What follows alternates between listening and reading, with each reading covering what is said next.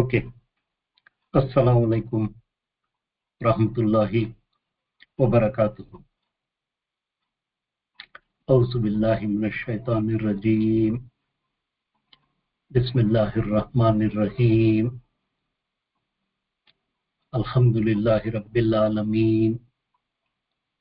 Wassalatu wassalam ala khatimin nabiyyin nabiyana Muhammad sallallahu alayhi wa alihi wa ashabi ajma'in. Rabbi shrah li sadri wa yassir li amri wahlul 'uqdatam min lisani yafqahu qawli. Rabbi zidni ilma. Rabbi zidni ilma. Rabbi zidni ilma. So inshallah, very quickly we'll recap what we learned in the last session as usual and then continue our today's lesson inshallah. Okay. So last time we started with ayat number 7. Auzu billahi minash shaitanir rajim. Bismillahir rahmanir rahim. Allah subhanahu wa ta'ala says, فَإِذَا بَرِقَ الْبَصَرُ. So when vision is dazzled, meaning فَإِذَا بَرِقَ الْبَصَرُ. The Arabic phrase translated as so when vision is dazzled describes a state of terror and fright that affects the eyes. Causes of this dazzled vision: this state is caused by the immense and overwhelming horrors that people will witness on the day of judgment. Related concepts: this is similar to how eyes are dazed when seeing a distressing sight, leading to a sudden, confounding and terrifying experience. It signifies being humbled and diminished by the gravity of the events. Connection to other ayat. This ayah, that is ayah number 7, is part of the sequence that describes the day of judgment. Then in ayat number 8, Allah subhanahu wa ta'ala says, وَخَسَفَ الْقَمَرُ, and the moon darkens. The tafseer of the ayah generally focuses on the physical transformation of the universe that will occur on the day of resurrection, indicating the end of the current world order. Darkening or eclipsing of the moon. The Arabic word used is khasafa, which means to be eclipsed, to lose light, or to sink into something. Khadada radiyallahu anhu explained that its color will change, becoming gloomy and losing its natural brilliance.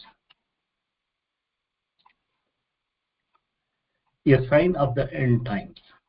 The ayah describes a time when the familiar order of the heavens will be disrupted.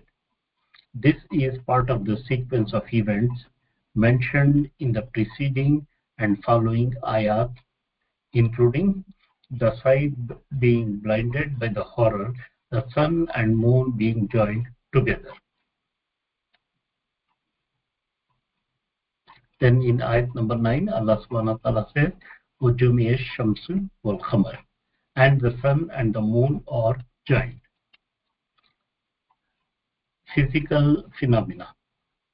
The primary interpretation is a massive physical event where the celestial bodies cease their normal function. One interpretation suggests that the earth will suddenly rotate in reverse, causing both the sun and moon to rise simultaneously in the west. Another interpretation is that the moon might leave Earth's orbit and fall into the sun, or both will lose their light and become dark. Mujahid radiyallahu anhu, he said, they will be rolled up. Sign of the hour. This is a powerful sign mentioned alongside earlier, all pointing to the inevitable arrival of the day of judgment.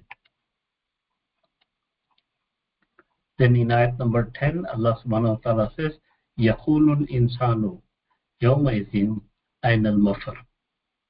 Man will say on that day, where is the place of escape?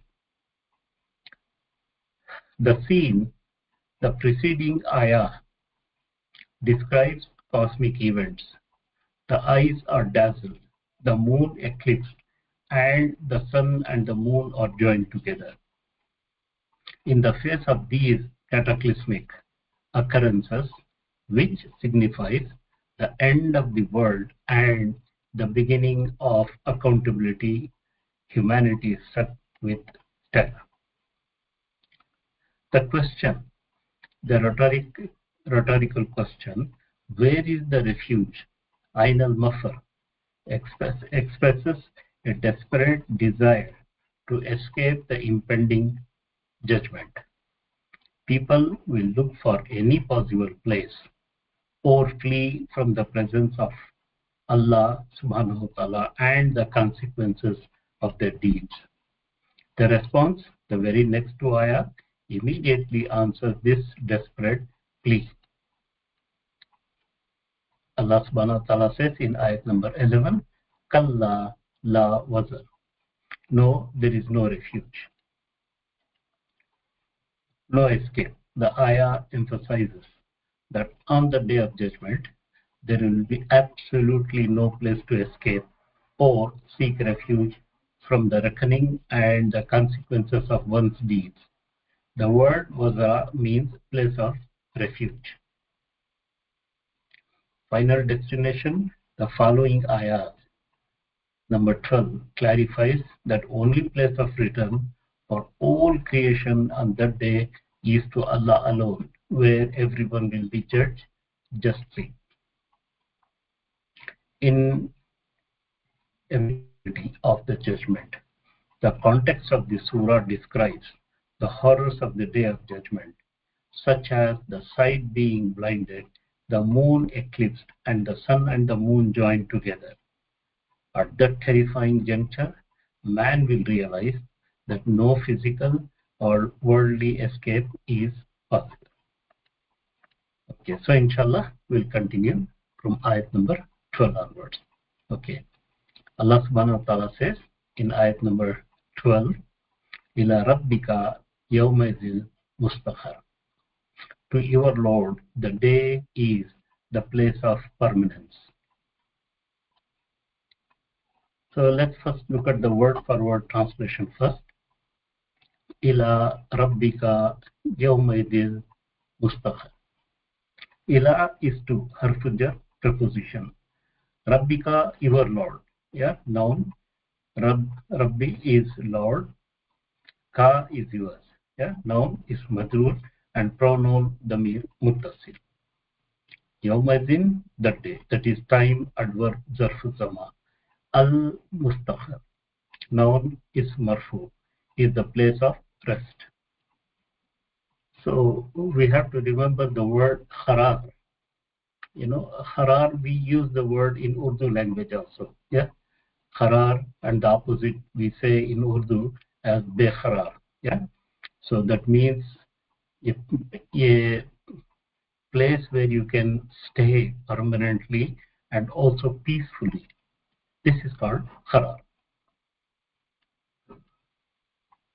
Ila rabbika yawmaizil lil mustaqar. To your Lord, the day is the place of permanence. Yeah, further explanation of ayat number 12. The context of this ayah follows the sign of the day of resurrection and man's question where to flee.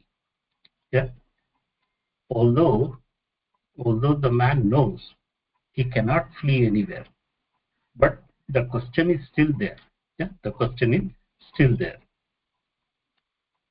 No escape. You know, Allah subhanahu wa ta'ala is saying in the previous ayah, Allah says emphatic no, that is kalla, denies any possibility of escape from Allah subhanahu wa ta'ala's judgment. Absolutely no escape. Whenever kalla has been used in the Quran Majid, yeah, in the Quran Majid, it means definitely no, it is not possible, or you can say it's like impossible. You cannot escape. Yes, the escaping from the day of judgment, it is impossible. Where can you go? If you go to any other planet using whatever means you have, and the planet belongs to Allah subhanahu wa ta'ala. So the whole kainat, the whole universe belongs to Allah subhanahu wa ta'ala, and therefore you cannot escape anywhere.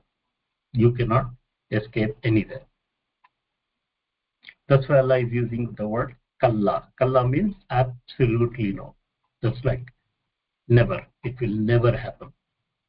Ultimate return unto your Lord will be the final place of rest. Signifies that Allah is the final destination, the source of reckoning and reward and punishment. Like I have given the simple example that there is like a, the escalator. Yeah. So the escalator for every son of Adam is going up. So you cannot come back. It's already on. We are all on that escalator. So we are all coming up, going, and you have to stand in front of Allah subhanahu wa ta'ala. Nobody can say that I'll jump from the escalator, I'll escape from. You cannot. It's not possible. That's why Allah is using the word kalla. No, never. It will never happen. So Allah's power, this reinforces earlier ayat number 3 and 4, confirming Allah's ability to gather bones and reconstruct fingertips perfectly, proving resurrection is possible. So if Allah can roll up the sun, the moon, the sky can be ripped off. There are huge things. Comparing to a human body, these are really, really huge things. Is anything bigger than the sun? I don't think anything is bigger than the sun. If Allah can switch off the sun, if Allah can throw the sun somewhere and moon, everything is gone, the stars are gone, the sky is ripped apart. What about the human being? They are so tiny, recreating them is very easy for Allah subhanahu wa ta'ala. If He can create once, He can create any number of times. It's entirely up to Allah subhanahu wa ta'ala. This is the power of Allah subhanahu wa ta'ala. Consequences, it sets the stage for the next ayah, that is ayah number 13, where man will be informed of his deeds, showing that the rest is not peaceful but a reckoning. Although kharar, the word has been used, mustakhar is from the word kharar. Now here they are not peaceful on the day of judgment. Nobody is peaceful. Everybody is worried. Everybody is worried. They don't know what is going to happen. The mother is not going to help the child. The child is not going to help the parents. So this particular situation, the day of judgment is very unique, and it is very crucial, and also it is very disturbing also. Finally, this ayah serves as a powerful reminder that the world's distractions ceases, and all humanity faces its ultimate destiny, which is solely with their creator, that is Allah subhanahu wa ta'ala, is the final judgment day. Man will be either rewarded or punished.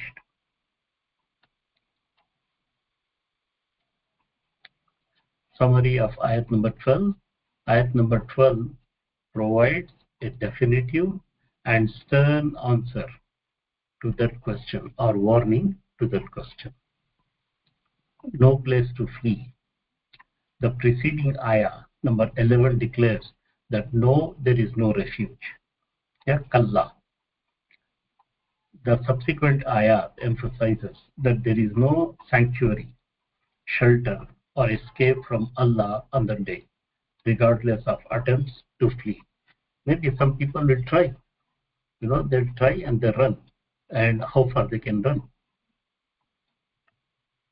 The ultimate destination, the sole place of return, the final settlement, and the ultimate abode is with Allah alone.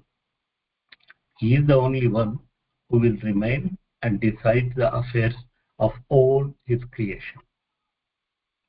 Accountability, This ayah signifies that all of humanity will be gathered and brought before their Creator to be held accountable for all the deeds, both what they did and what they neglected. The focus of the entire surah is the inescapable nature of the death, judgment, and resurrection.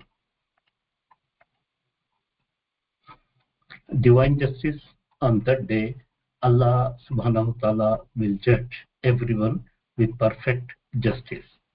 The ayah serves as a reminder to the disbelievers who denied the resurrection and were preoccupied with worldly life, that their ultimate reality is returning to Allah for judgment. Now remember, I have told you this before also. The justice what you get in the dunya is not absolute. You know, sometimes if you are really lucky, then you may get some justice. Yeah, some justice, but not full. It's not full. Yeah, just take that example. Say somebody has killed somebody.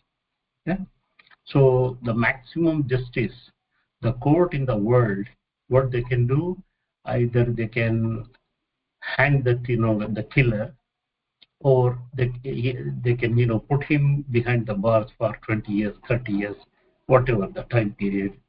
Yeah, or they can give him electric chair or something, that is one death. Now think about it. Is the justice done? No, it's not. Think about the family of the person who is killed. Yeah, the person who is killed, say he was the main earner, yeah, and he was the head of the family, and he was the only source of income. What happened to the family? Okay, so they may get justice by hanging the killer, but what about the family? Who is going to look after the family? Who is going to nurture the family? Who is going to feed the family? So that means the justice is not done absolute. They have done some justice, but not full. But on the day of judgment, every single person, whether their crime is big or small, so they will be punished according to the severity of the case. So everybody will get justice. In essence, the tafsir of this ayah stresses that the day of judgment is the ultimate culmination of existence, where all creatures must submit to Allah's absolute sovereignty and face their eternal destiny. Then in ayat number 13, Allah subhanahu wa ta'ala says, Yunabbul insanu yawmazin bima khaddama wa akhar. Man will be informed that day of what he sent ahead and kept back. Let's try to understand the word for word translation first. The first word is yunabbu. Now, this is from the word naba. Inshallah, we are going into a little bit detail about the word naba. So, yunabbu is a passive imperfect verb. That means fail mudare lil majhul. Now, whenever the majhul form comes, whenever the majhul form comes, the mufassirin, they say that this particular action is very simple for Allah subhanahu wa ta'ala. It is very easy for Allah subhanahu wa ta'ala. So who will be informed? The insan will be informed. By who? Allah can send anyone. Allah can send one of the angels. The angel can go and inform that person. Or Allah himself, he can inform. So how Allah subhanahu wa ta'ala will inform these al-insan? Allah knows best. But it is a very simple task. So that's why Allah subhanahu wa ta'ala is using in the mudare lil majhul form. Okay, who will be informed? Al-insan. Al-insan, the man. Noun is marfu. Every son of Adam alayhi salam. Yeah? Yawma idin, that day. What day? This is the day of judgment. This is the Yawmul Akhirah. Yeah? See, this is the Yawmul Qiyamah. Time adverb, zarful zaman. The second part of the ayah, bima of what? Yeah, be and ma of what? Yeah, preposition and pronoun, jarun or majrurun. jar majroor construction. Khaddama, he sent forth. Perfect word, fail, madin, wa, is and al waw atifa, joining khaddama and akhara. Yeah? Conjunction particle, al waw atifa, akhara is kept back. Perfect verb, fail, fail, madin. Now please note here that the word khaddama and akhara, it has got a tasdeed. Yeah? So this means he sent forth many a times, not once. Yeah, again and again and again and again. Whatever it is, we'll discuss. Yeah, whether they're good deeds or bad deeds, we'll discuss that later. Similarly, akhara is kept back again and again and again, many a times, thousands of times. He did that act. Yeah, so that's why a shadda has been put. Yunabbul insanu yawmaidin bima khaddama wa akhara. Man will be informed that day of what he sent ahead and kept back. Let's see. This is the real reason for the advent of the day of judgment. You know, in the dunya, as I mentioned earlier, that nobody will get absolute justice. But do we need absolute justice? Yes, I need, you need, we all need, because we are so frustrated, we are so angry. Somebody has done injustice to you and me, and we want either to punish that person, or if somebody has done good deeds, we want that to be rewarded. And do we get that reward in the dunya? Maybe or maybe not. So therefore, a day of judgment is necessary for the final judgment, where either people will be, punished, or they will be rewarded. And then they will have a permanent place. This is Mustakhad, is permanent place after that.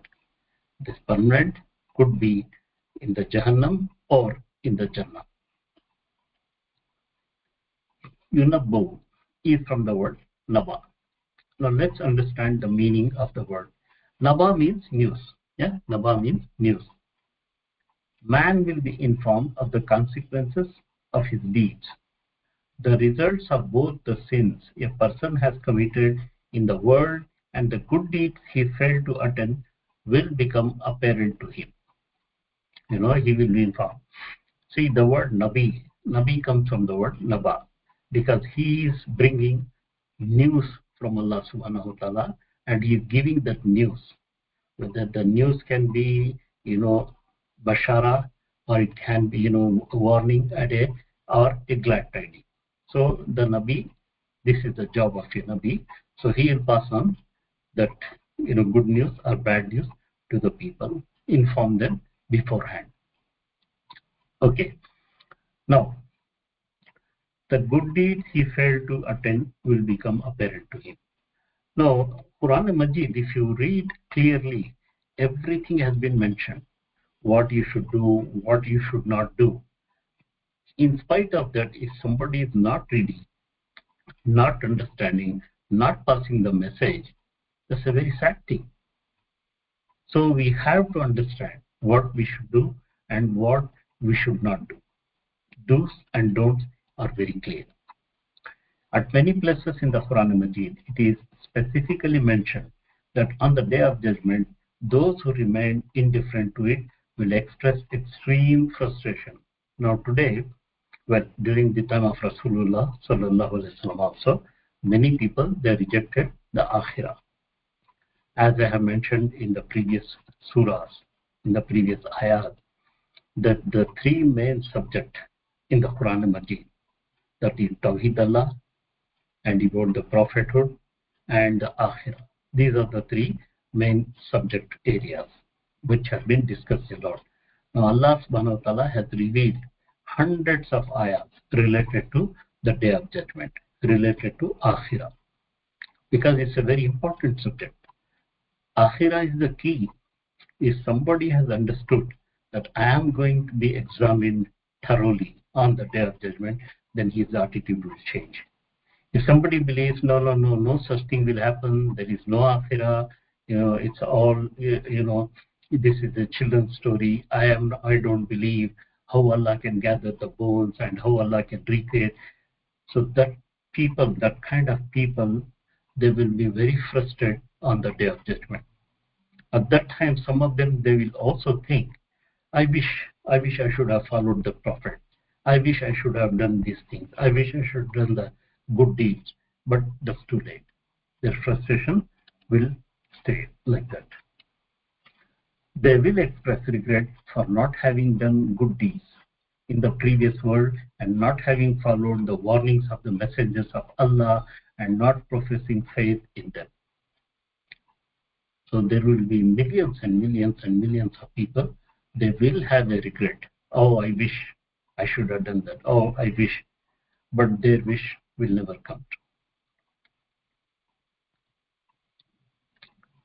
Let's understand the word khaddama wa akhara. What he sent forward and kept back. The two words embrace all the evil deeds committed by such people. Okay, you can take in the positive sense also. So let's discuss this in the negative sense. Yeah, it's about the evil deeds which they have sent forth and akhara. Yeah, so they have left behind. Now think about it. It's like, you earned some money, yeah, and you put some money in the bank. So why you put the money in the bank? Oh, maybe when I become poor or when I need money, when I need more money, so I can take it from the bank. Yeah? And akhara is what you are leaving behind, how much money you are leaving to your children. In the similar way, if you think about your deeds, let's talk about bad deeds first. Yeah? No, every bad deed you do it. Yeah? So we know that the two angels, they are recording our deeds. Yeah, they are recording good deeds and bad deeds also. So where is the bad deeds going? To Allah subhanahu wa ta'ala. Where the good deeds going? They are also going to Allah subhanahu wa ta'ala. Then what happens? Say you kept the money in the bank, as I give the example. The bank money is earning interest. It is increasing the value. Yeah, increasing in the value in the positive sense. Now here, if you leave bad deeds and somebody is following those bad deeds, what happens? That also multiplying. Your bad deeds, you did maybe only 10, maybe 100.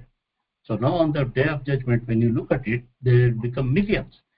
And you say, Ya Allah, how is it I did only 100 bad deeds? It has become millions.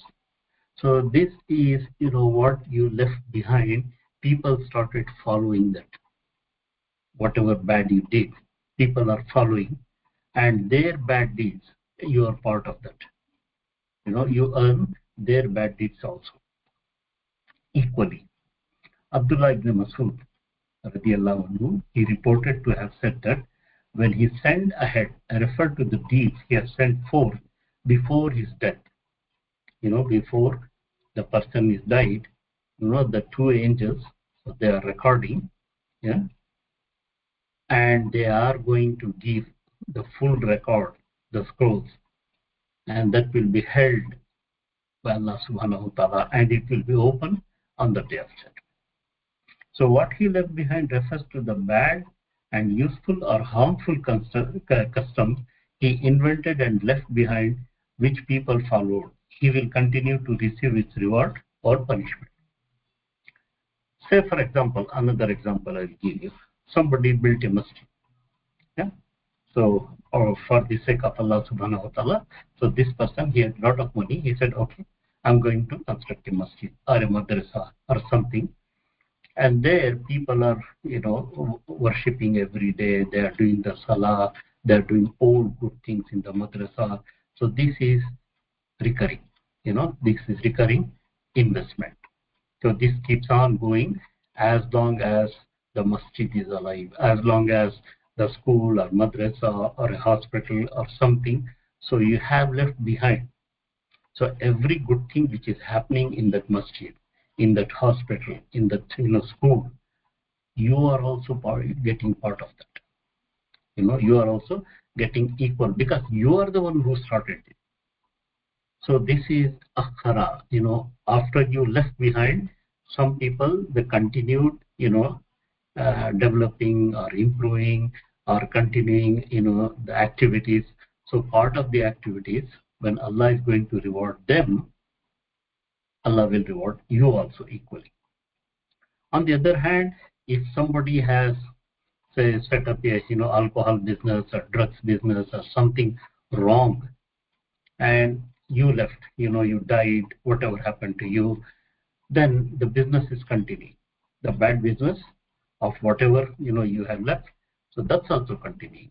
So those people who are continuing the business after you, so they will also earn the wrath of Allah subhanahu wa ta'ala, the punishment of Allah subhanahu wa ta'ala. And if you are the one who started this, you will also equally get that punishment. So this is the meaning of khaddama wa akhara. Khadada radiallahu anhu, he said that what he sent ahead referred to a good deed he did in this lifetime, and what he left behind refers to a good deed he could have done but did not do it and wasted his time or opportunity. That's also possible. Say Allah has given you the capacity to do 10 good deeds. Yeah, you had the capacity, you had the resources, you had the time, you had everything. But what did you do? Maybe 2 good deeds you did it, but the time and resources you had, you wasted. You wasted on some things which is not going to earn anything. Or rather, if you have spent the things for bad deeds, you get punishment for them. It should be kept in mind, to achieve success in the hereafter, a person has to do many good deeds and avoid evil ones. Now, one of the things, before going any further, there is a hadith, this is the first hadith. Yeah? It says, Innamal amalu binniyat. Yes, Sahih Bukhari, hadith number 1. Innamal amal binniyat. Although you have done good deeds, but if your niyyah, your intention is not for Allah subhanahu wa ta'ala, then you don't get anything. Say you have spent 1 million pounds and you build something and you want to put your name on there, you want to leave your legacy, all these things to show people, then you do not get anything from Allah subhanahu wa ta'ala. The another Mufassir, he says that doing good deed is easy. Yeah? Doing any good deed is very easy. But to keep the intention pure, this is the most difficult. This is the most difficult thing. Whatever the deeds you are doing on a daily basis, but keeping the intention pure only for the sake of Allah subhanahu wa ta'ala is not easy. It's very difficult. So therefore, although we are doing the good deeds, but please make sure that your intention is not to show to your parents or your wife or children or anyone else, but only for the sake of Allah subhanahu wa ta'ala. Then inshallah we can expect some mercy from Allah subhanahu wa ta'ala. However, those who are indifferent to the hereafter are denied, or also either indifferent to or deviate from the good deeds which pave the way for the success in the hereafter. On the other hand, all their life they keep committing deeds which will lead them to doom in the hereafter. There are some people, when you look at their deeds, you appreciate, wow, wonderful, he has done a very good job. You make dua also for that person. But if his or her intention is not for Allah subhanahu wa ta'ala, then they may not get anything. That will be thrown back on their face. This can also mean, number 1, man on the day will be told what good or evil he had earned in this worldly life before death and sent forward for his hereafter. He will also be informed what effects of his good or evil act he had left behind in this world. So these have continued to influence and affect the coming generations for ages after him. So this is what I was trying to say. Yeah. If somebody has done good thing like built a masjid or a school or a hospital or something which is for the betterment of the community, then inshallah, if your intention is only to please Allah subhanahu wa ta'ala, then definitely we get ajr from Allah subhanahu wa ta'ala. Otherwise, it is the other way around. So he will be told everything he ought to have done, but which he did not do, and did what he ought not to do or done. Date-wise, time-wise, account of what he did. Everything is recorded. You see, everything is recorded.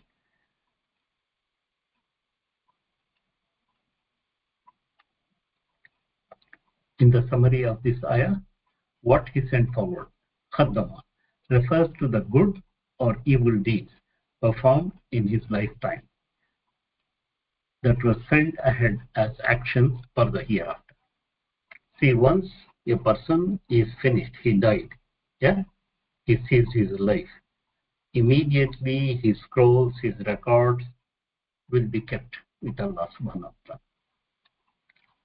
And nobody can tamper with that, nobody can change anything in that.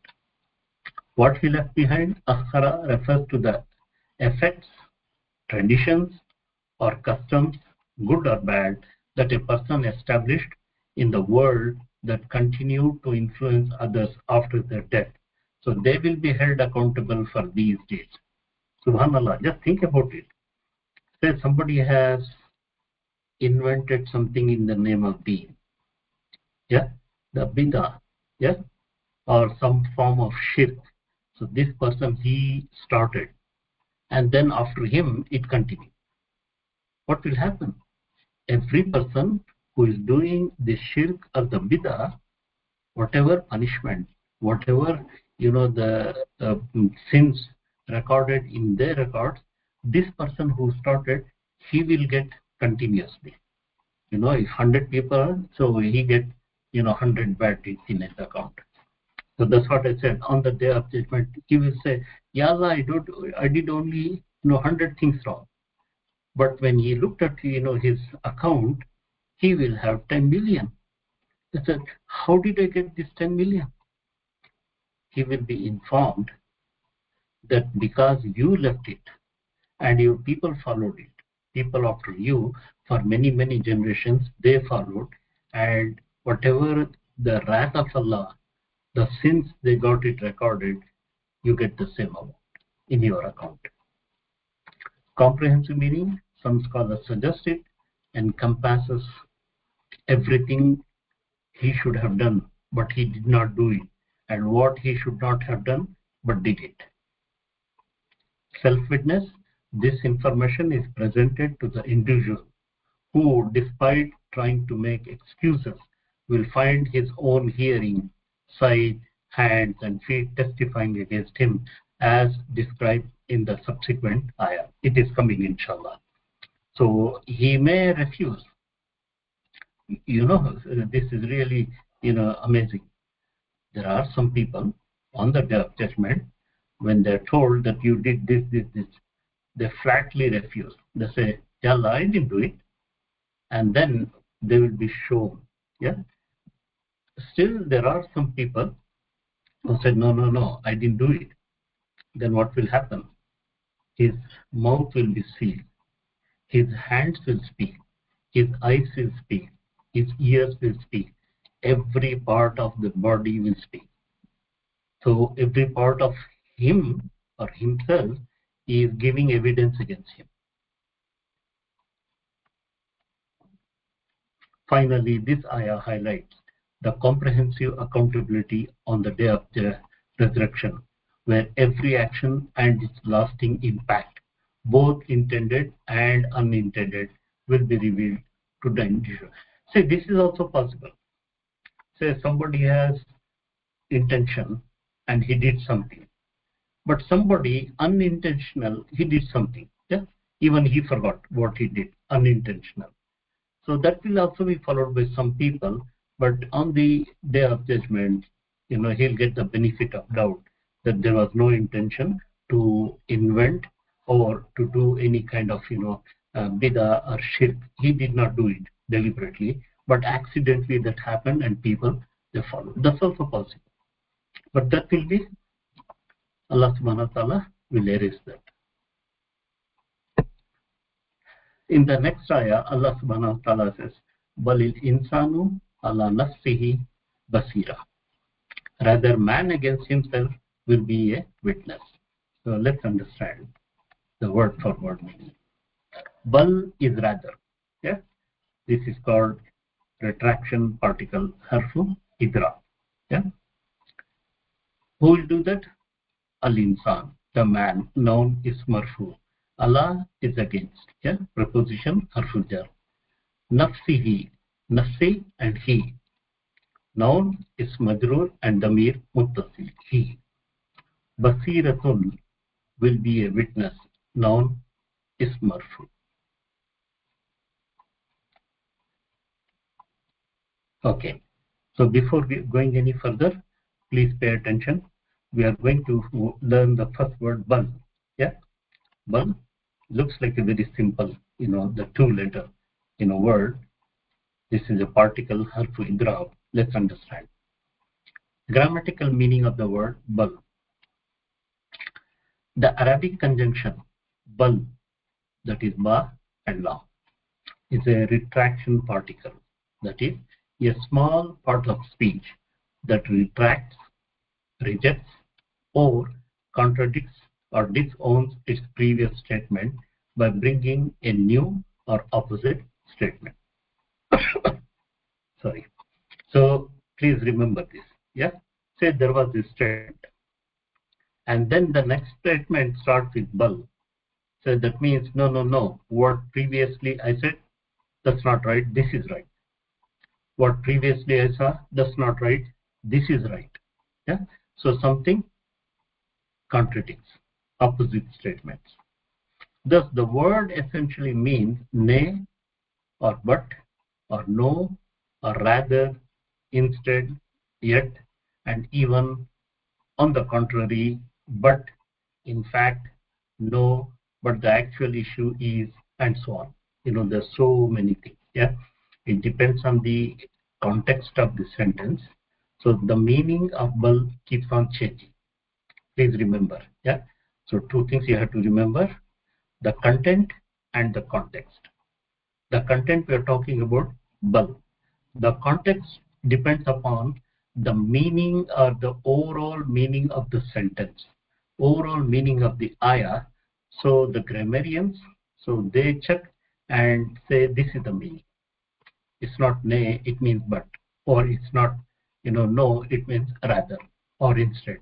So depends on the context of the sentence, the meaning of bal changes. Now, bal usually indicates the end of a current topic, that is a thesis, and the abrupt change to a new, often opposing one. So there was one statement, or one, whatever, the thesis is, and then the next one abruptly changes and says, no. Now here in the context, once again, let's go back to the ayah and come back. People were thinking the akhirah will not happen. This is, children's story. Allah subhanahu wa ta'ala says, no. What you are thinking is wrong. This is what it means. Especially when it appears in the middle of the sentence, it heralds a fresh statement which is quite different or even entirely opposite to the previous statement. So when I give some examples, you'll understand, inshallah. Let's take the example. The first example is very, very simple.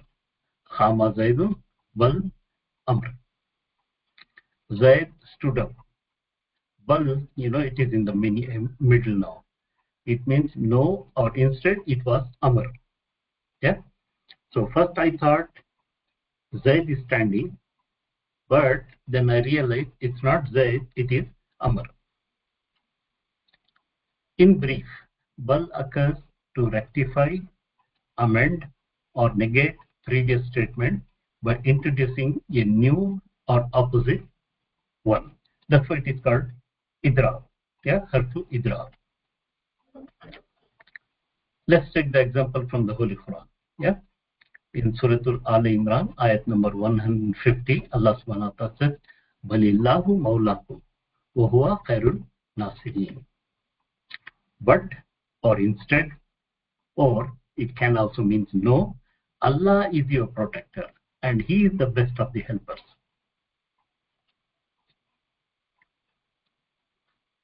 So another, ayah from Surah Al-Baqarah, ayat number 259, he said, how long you have stayed here?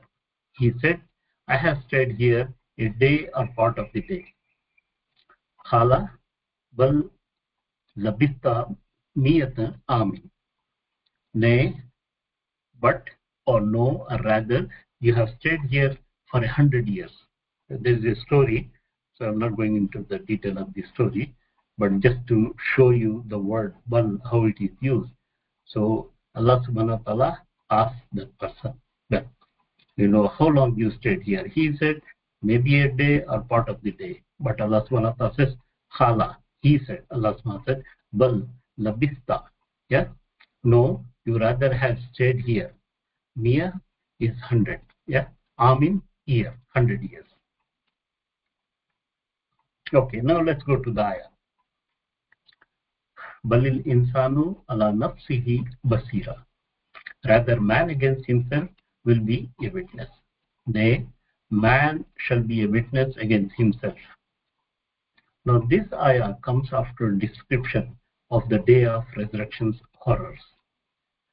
Dazzled sight, eclipsed moon, sun and moon joined, and the soul's distress, leading to the realization that refuge is impossible and once has returned is to their Lord. It sets the stage for the ultimate judgment, where accountability is absolute and internal. Now, this is like a culmination effect. Allah subhanahu wa ta'ala is saying that although Allah is going to provide insan with the witness, with all the details, what he did, when he did, but Allah has put something inside human beings. Yeah, inside human beings, that thing itself is going to tell you whether you are doing something right or something wrong. Allah nafsihi basira. He himself knows. Let's understand. It highlights the comprehensive accountability where no one can hide, and Allah, His angels, and even one's own body part will bring forth the evidence of one's life, revealing everything truly. How much he can hide, whatever excuses he wants, he can come out with. But Allah subhanahu wa ta'ala knows, His angels, they know, because they have recorded. And even one's own body parts, those body parts, they'll start, shouting, they'll start telling Allah subhanahu wa ta'ala, He did this, He did this. He used me for wrong causes. He used me for wrong things. I was looking at the things which I was not supposed to, but because this man, he forced me to do it. Now, in this ayah, the discourse returns to its original course, that is, an-nafsul lawwama. And the subject under discussion is completed. Basiratun ala nafsihi. It meaning, shahidun ala nafsihi. He is the witness upon his own self. That is, the reproaching soul within a man bears witness to the hereafter. Now, what that means, that there is no need to go far to find a testimony to this day. He can see its reflection within his own conscience. See, before committing any sin, the nafs inside him, the nafsul lawwama, yeah? This is going to tell, look, what you're doing, you're stealing? No, don't do this. If you steal, today you may not get caught. But on the day of judgment, you will be caught. What are you going to do then? So your nafs is telling you, first time when you start stealing, first time a person start killing, first time he's doing something, And maybe second time also, the nurse will say that, look, last time you made a mistake. This time don't do it. But the person thinks, who is going to catch me? I'm a very powerful person. I can do it again. I can do it again. So the nurse is constantly, torturing, telling the person not to do it, but the person is constantly doing. Why? Because he does not believe on the day of judgment. He does not believe a day will come when I have to give my account thoroughly. So one meaning of the word basir or basirun or basiratun is to see. Another meaning of basira is evidence. As in another, ayah, Allah subhanahu wa ta'ala says in Surah Al-Anam, ayat number 104, قَدْ جَاءَكُمْ بَصَائِرُ مِنْ رَبِّكُمْ. There have come to you evidences, basair, from your Lord. And basira is meaning evidence, proof, argument, or insight. And plural is basair. Okay, so once again, it depends upon the context of the sentence, the meaning start changing. Because the word basira has appeared many times in the Quran, more than 100 times, but it has got different meanings also. Sometimes when somebody says something, you say, can you see? And you say, yeah, I see. Are you going to really see? No. That means, can you think? Can you imagine? Then you can say, yeah, I can imagine. Yeah, I can visualize. Yeah, I can see that. So it's not physical seeing. Depends upon the context of the sentence, the meaning changes. If the word basiratun is taken in the sense of evidence or proof, then the ayah signifies that man will be a clear proof against himself, in spite of any excuses he might have. So, his nafs inside had already informed him that, look, I told you not to go there, I told you not to do it, but you did it. So, it's this nafsul lawama is cursing him. Why did you do it? I told you not to do it. However, man fails to realize that in this situation, the limbs of his own body, his hearing, his sight, 2 hands and 2 legs will testify against him. He may say that I did not go there, I did not do it. But your lips will visit and your body parts will start speaking to Allah subhanahu wa ta'ala and giving the evidence. For the purpose of following the procedures of fairness and justice, man will also be shown each of his deeds on the day of judgment. How Allah subhanahu wa ta'ala is going to show, maybe a recording or something today we can understand, but Allah knows best. So, he will see all his good and bad actions on the day of judgment, as Allah subhanahu wa ta'ala says in Surah Al Qiyamah, ayat number 49, وَوَجَدُوا مَا عَمِلُوا حَاضِرًا. And they will find what they did present, before him. So what I will do, I think I will not go to the next slide because this is time for Maghrib here. So I had to go for Maghrib prayer to Masjid.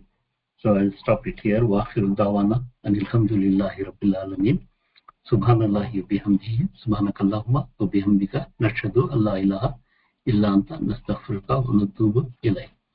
Okay, brothers and sisters, Jazakallah khair for listening to me. If I made any mistake, please forgive me for the sake of Allah subhanahu wa ta'ala.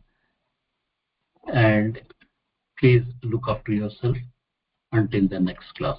Assalamu alaikum rahmatullahi wa barakatuh.